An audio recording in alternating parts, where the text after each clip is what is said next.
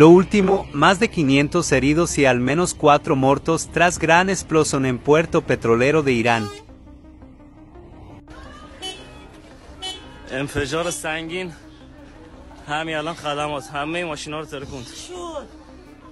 همه ماشینا ترکید. اینم ماشین وضعیت استانر بعد از خونه بعد از بمب بود. چند نفر زیر آوار اونجا گیر کردن.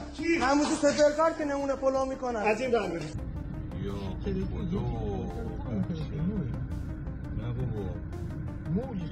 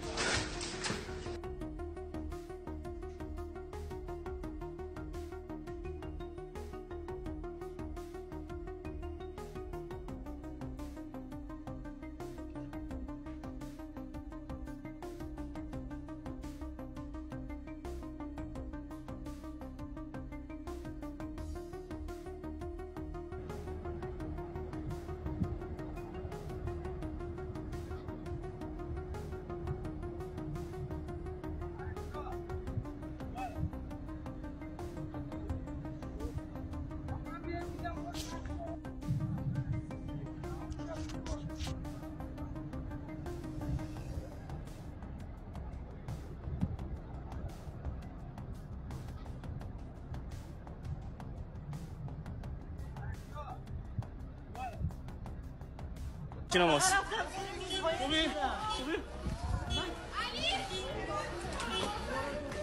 کل خدمات خراب شد.